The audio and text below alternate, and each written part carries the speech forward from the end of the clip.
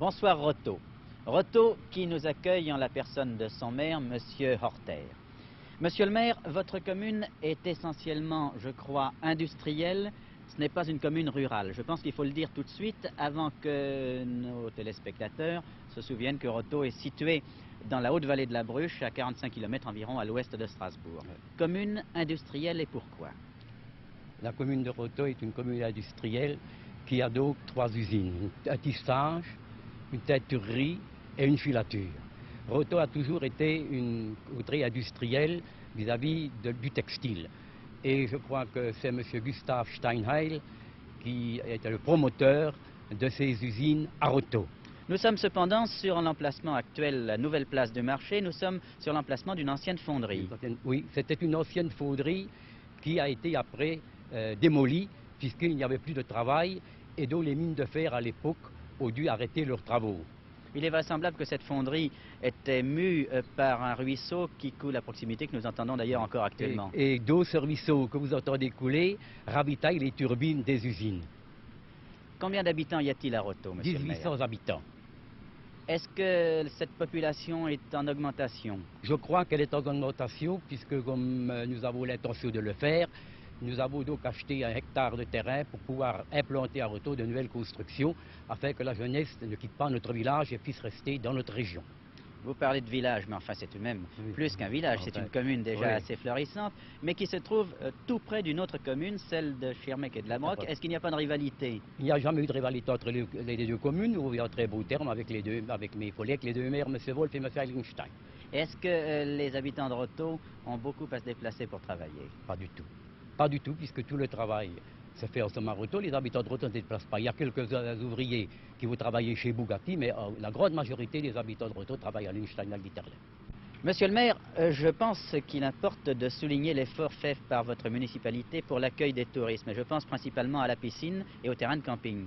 Je vous signale de suite que la piscine n'est pas communale.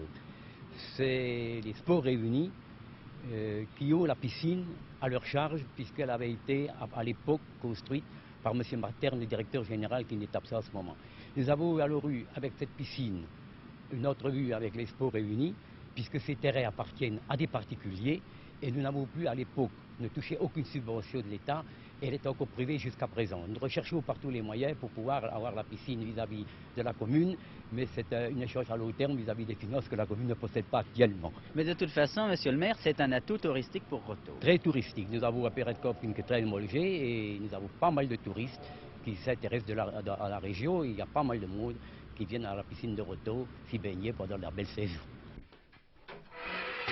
Vous vous demandez vraisemblablement ce que subitement ces images d'un boulanger enfournant son pain viennent faire sur votre écran après que monsieur le maire de Roto nous ait parlé de la piscine.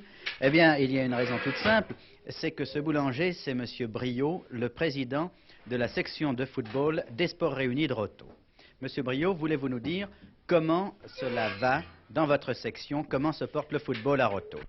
Enfin, en ce moment, nous marchons pas trop bien.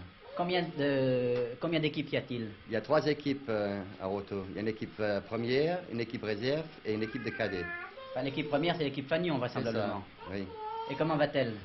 Comme je vous l'ai dit à l'instant, ça marche pas trop bien en ce moment. Nous sommes très mal classés, ce qui est la cause d'un malentendu entre les dirigeants de la section et certains joueurs qui nous ont quittés. Nous avons dû faire quelques matchs sans gardien de but. Alors nous allons demander le point de vue du capitaine, s'il vous plaît. Voulez-vous venir, car le capitaine, c'est votre fils.